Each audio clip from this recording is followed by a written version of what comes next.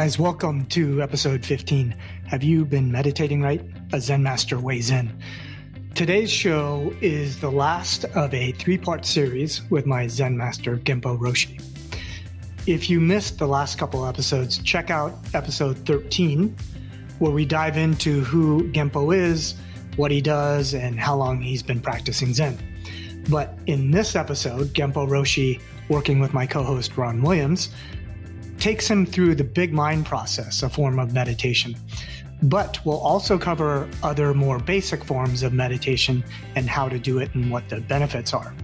I hope you enjoy the show, and in upcoming episodes, we'll be diving into completely different topics. Thanks for listening.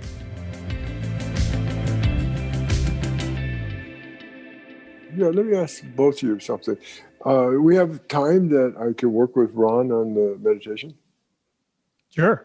Yeah. Ron, you got time? Yeah. You got time? Okay, so just sit upright, up straight, just relax. And let me speak to your thinking mind. So I'm not talking to Ron. I'm talking just to the thinking mind. So I want you to be identified with the thinking mind, the mind that has thoughts, okay? Yep. The mind that produces thoughts. Okay, so let me speak to the thinking mind. Are you the thinking mind? Yeah, it's pretty easy for me. Okay, so you're the thinking mind. So when Ron's trying to meditate, what do you do? How are you in that moment?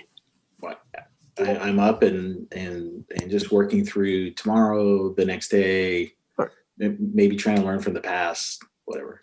Yeah, and you're trying to help Ron, right? Serve Ron. Yeah. How does Ron feel when he's trying to meditate about you? How does he view you? Noisy.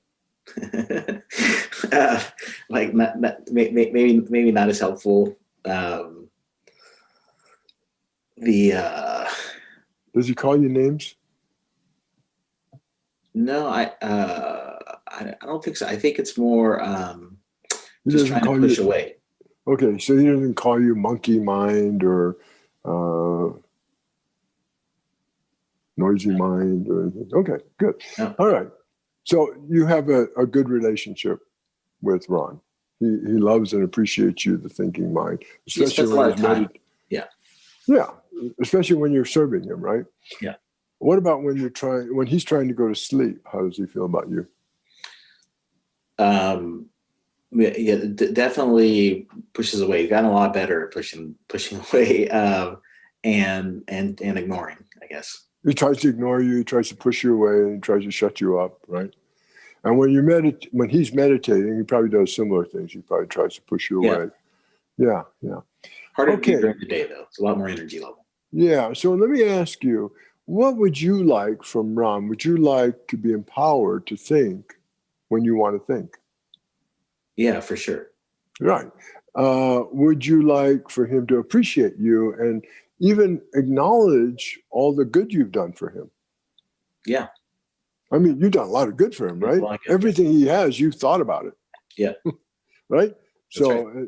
Yeah. So, you would like to be thanked more.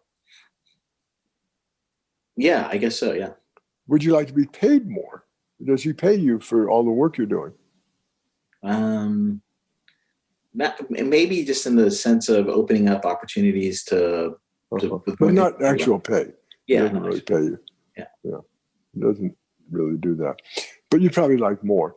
I'm going to ask Ron to invite you to think all that you would like to right now.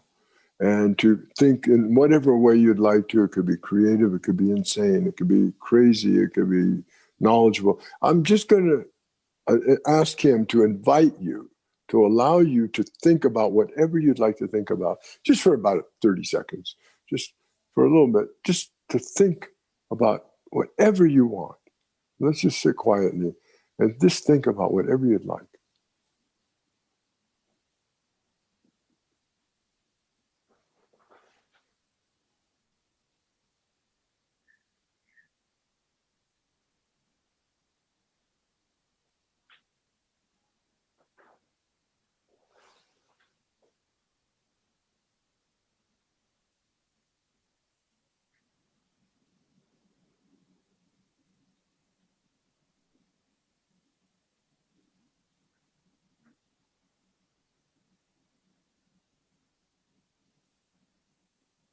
And let him just continue to invite you to think whatever you want to think about. No rules, no regulations about what you think, no judgments, no criticism, no expectations, no preferences, just whatever you want to think about. You have the freedom and the power to think about it.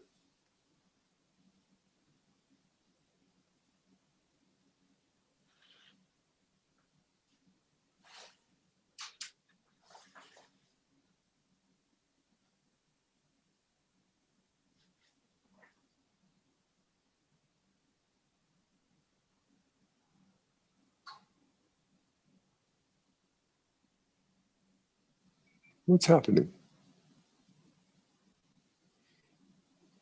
Feel pretty calm. Shifting through mostly happy experiences. Definitely more relaxed. Yeah, more relaxed, calmer. Do you know why you feel relaxed and calm? I would guess it's because I'm not resisting That's right. what I want to do. That's right. That's right. There's no resistance. Yeah. There's no conflict. Yeah. Right? Yeah. Okay, so you're the thinking mind, and you have a job to do, and you're ready to think at a moment's notice about whatever you need to think about. Am I right? Yep. You have an opposite, a twin over there on the other side of the triangle, on the other corner, the right side of the corner, that is not you. It's not the thinking mind, but we don't know what it is, but we know it's not the thinking mind. Can I speak to that voice? So you just switch over to that one. So you're no longer Ron and you're no longer the thinking mind. We don't know who you are. We don't even know if you exist or don't exist. We're just going to speak to you. Okay, so you are we'll just say the opposite of thinking mind, not thinking mind. Yep. Okay. So tell me about you. Are you out much? You have much airtime? No, not really. Not really.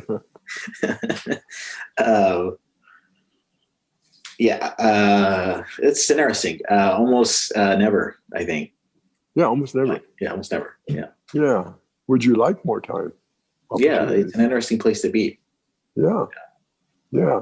So let's just have you be there and let's ask Ron to really allow you to be present as the not thinking mind, the mind that doesn't have to think. You can leave that to the thinking mind, let him think all he wants. And your job is just to be. Just be there. Let's just give you a few seconds to just be, not having to think if you don't want to.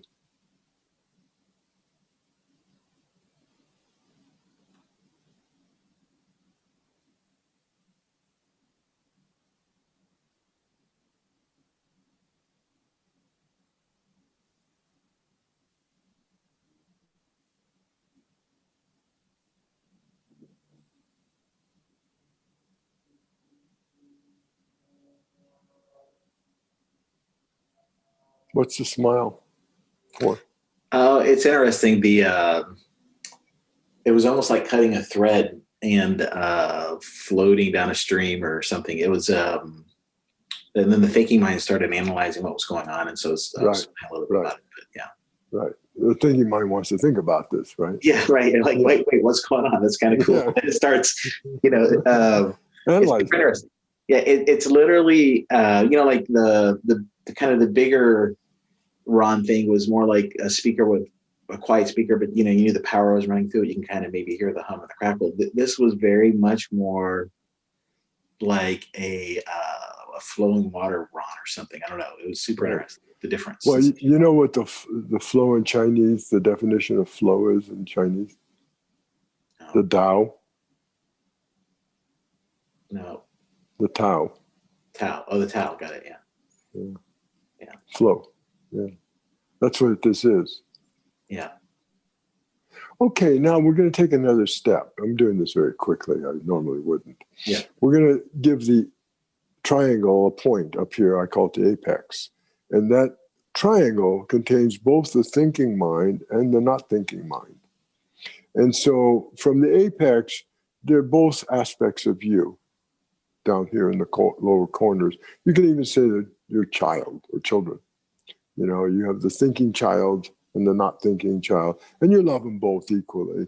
And you give them free time and lots of space and lots of empowerment to do their thing, be their thing.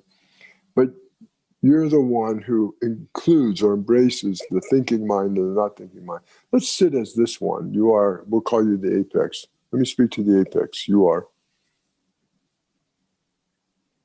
You are the apex. I am. Yeah, I am. Yeah.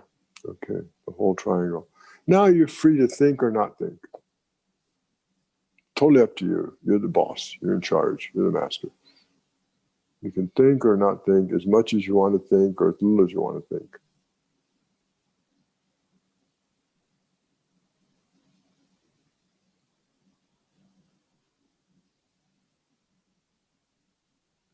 Maybe close your eyes for this.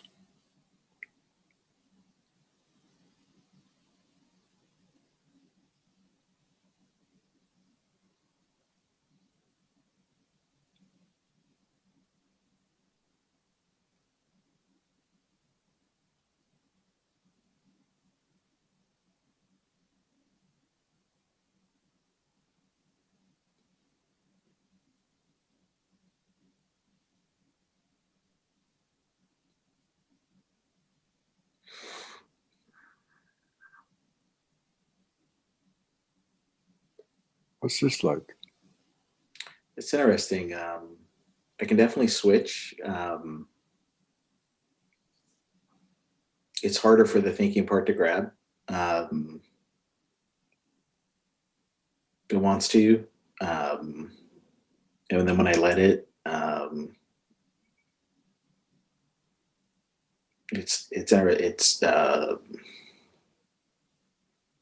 like the effort goes away.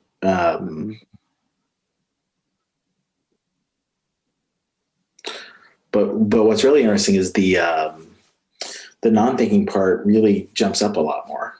Right. It hasn't had a lot of airtime. You know, it's starving to have more balance, to have more time, to just be. You know, you can think of, there's the doer, you know, the one who's always trying to become something and do something, right? That's the thinking mind. It's very active. And then there's the non-doer, you know, there's just the being part, just presence, just being present. And we're human beings. You know, the human is the doer and the achiever and the one that's always trying to accomplish. But we need more balance with the non-doer, which is just the being part, the human and the being. And we're a whole complex package. And there's a lot of beingness in us that doesn't get much time and not a lot of appreciation. And it has a lot because it's the creative side. So it gets touched into, you know, it's very creative. It's a kind of genius because it's all there. It's all present. So that part, just getting more airtime. And meditation, when you sit like this, I said, maybe you've had poor instruction, I don't know, maybe no instruction, maybe some instruction, but mostly we try to put down the thinking mind, we try to suppress it. It doesn't work. It really doesn't. What we want to do is just open ourselves up to thinking as much as we want. The mind will quiet down. It will by itself quiet down. Just like if I took a glass of water out of the tap, there may be some stuff in it, you know, and it gets a little foggy. And then you let it sit there for a while, it'll all settle down.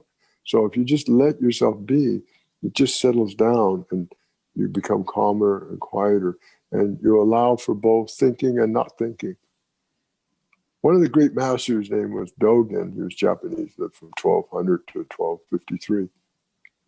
He said that the point is think, not thinking, non-thinking. So the left corner is the thinking mind, the right corner is the not thinking. And then the apex is non-thinking. It's beyond thinking and not thinking. You can think and not think. You're free. That's the place of liberation. And everything, all pairs of opposites are this way. All pairs. The apex is that which is free at choice to either this or to do that. And that's where the peace comes in.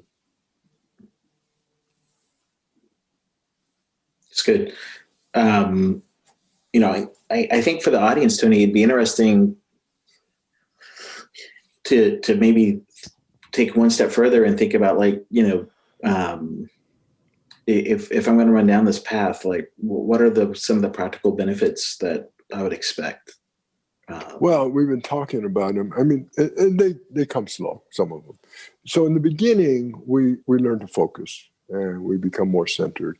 And all meditation will do certain things for us. It doesn't matter what meditation, as long as we practice it, whether it be TM or mindfulness or Zen or some other form of meditation.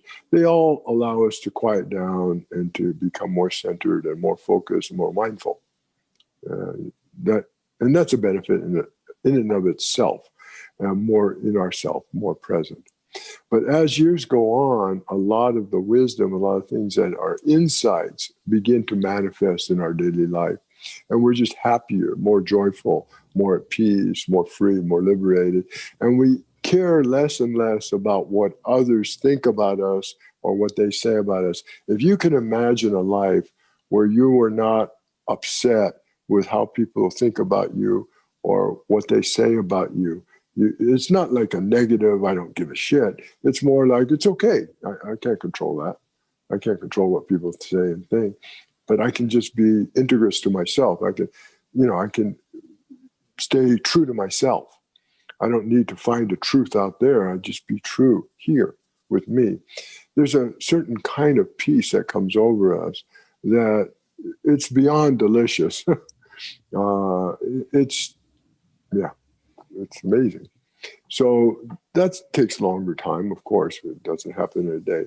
But these insights that we have about life really help us in every aspect of our life, particularly in relationships. It took me a long time to become at what I say okay at relationships, because most of my relationships, I couldn't appreciate the other's view and thought mine were more important or more, right, whatever. At some point, you learn to open yourself up, have a bigger heart, and accept other people's perspectives and points of view and not make it wrong, and see that, like you and I are sitting in very different places right now. I don't know where you are, probably in California, I'm guessing. But certainly the room that you're seeing is not the room I'm seeing. I'm looking out at this vast plains area. I'm sitting on the Rocky Mountains. I'm looking out at this, but it's not what you're seeing, right? That's what I'm seeing. Can you see that? So we each have perspective. Now, whose perspective is right? Is yours right about the room you're sitting in, or mine right about the room I'm sitting in? Well, obviously they're both right. And yet I can't see what you see, and you can't see what I see. So if I start making your view wrong, it's absurd. It would be called stupidity or ignorance. Well, that's what we are. We live in this ignorance. We make our own view right and the other's wrong. Now, of course, our view is right, but the other view is also right.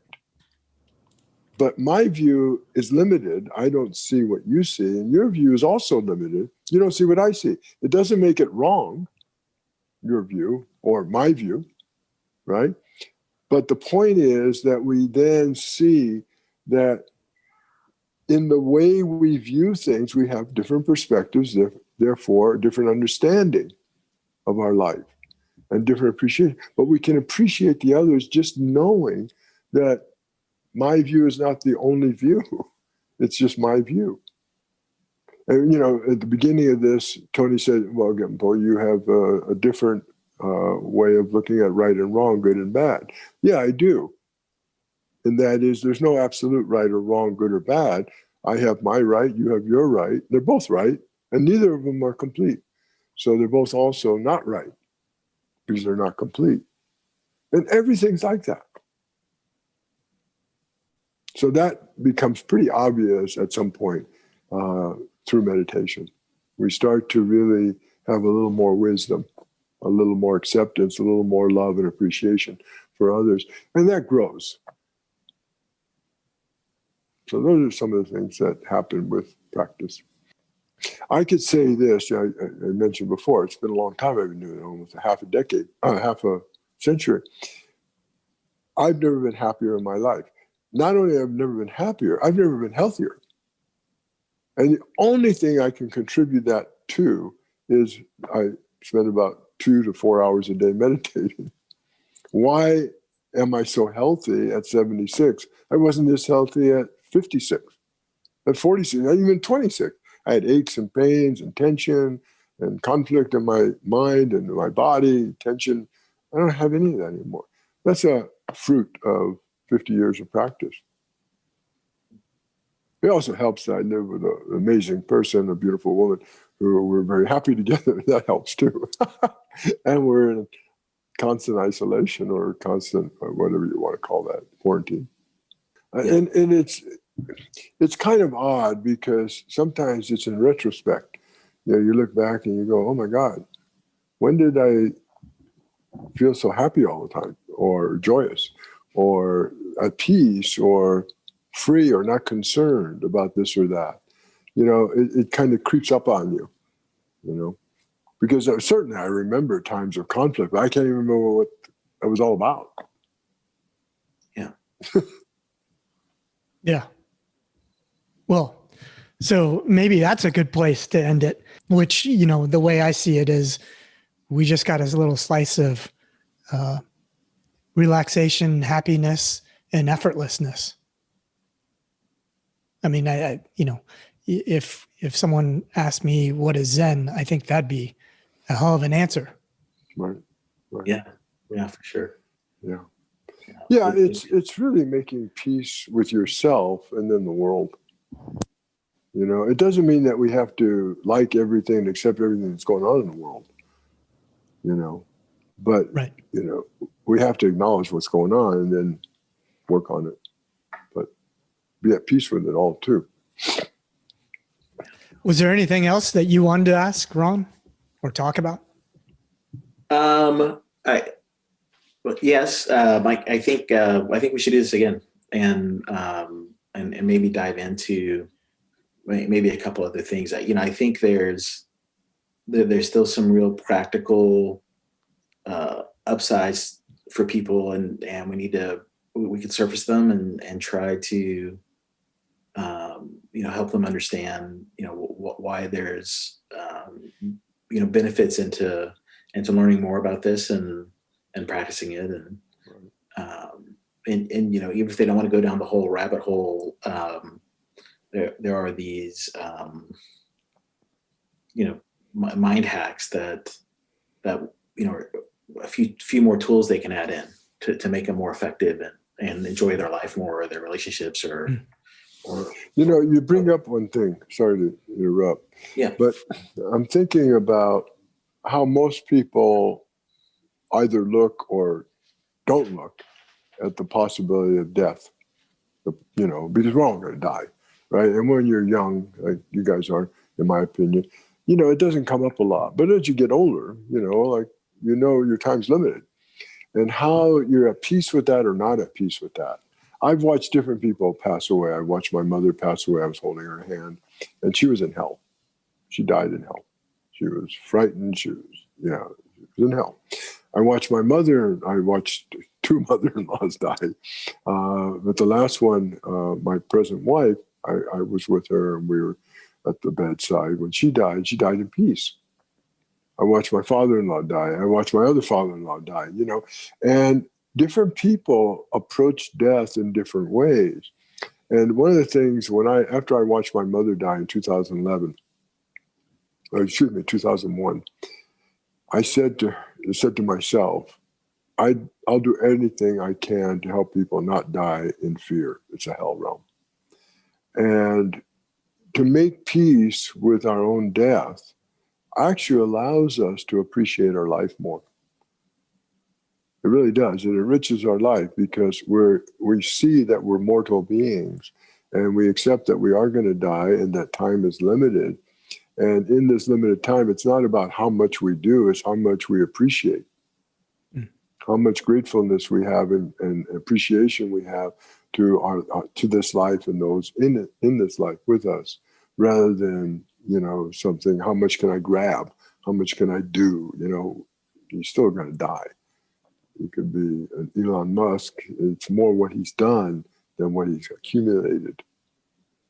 You know, I mean, I had many great coaches in water polo and swimming, and one of my coaches was probably the greatest. And it was what he contributed to all of our lives that was more important to him than how much wealth he made. You know, and he contributed to a lot of young men's lives. You know, some great athletes. You know, so it's a lot about what we give rather than what we get or grab. And all of that can switch around with meditation. We start to see the shadows of always trying to grab and grasp and get versus give and generosity and patience and so forth. Yeah. And I think that extends to also, quote, positive emotions, or as opposed to negative emotions. Because I think a lot of people have gotten misguided teaching where they attach to and grab and gravitate towards positive emotions and deny or avoid negative ones. And it might work for a little bit, but then it turns out to not work and it starts to reverse itself. Well, anything, and you know this, but I'll say it for your audience, anything we repress will come out somewhere else. It's like a balloon. You push on this, it'll pop out there, you know. So if we repress so-called negative emotions, I don't even see them as positive and negative. If we repress any emotions, it's going to pop out somewhere else. So we want to kind of embrace all our emotions and allow ourselves to experience them. Like grief, I mean, a lot of people fear grief, you know, but grief is delicious. I mean, at some point it becomes delicious because it opens us up. We're so vulnerable. We're actually so soft when we're in grief, and we're so accessible to others. Yeah, it can be beautiful. Yeah. Beautiful. Yeah. Well, I want to thank you so much for spending the time with us. You know, I think you have obviously a lot to give. And I think Ron is also interested in hearing more, as I'm sure the people listening. So we'd love to have you back again if you'd be willing. I would love to. Sure. Of course. No, I appreciate having this time with you guys. It was fun. And I appreciate it. And Ron, thank you. And I appreciate meeting you. And Tony, I'll see you soon. All right. Thank you. Okay. Thanks. Thank you so much. Have a good day. You're welcome. You too. Yeah. Bye.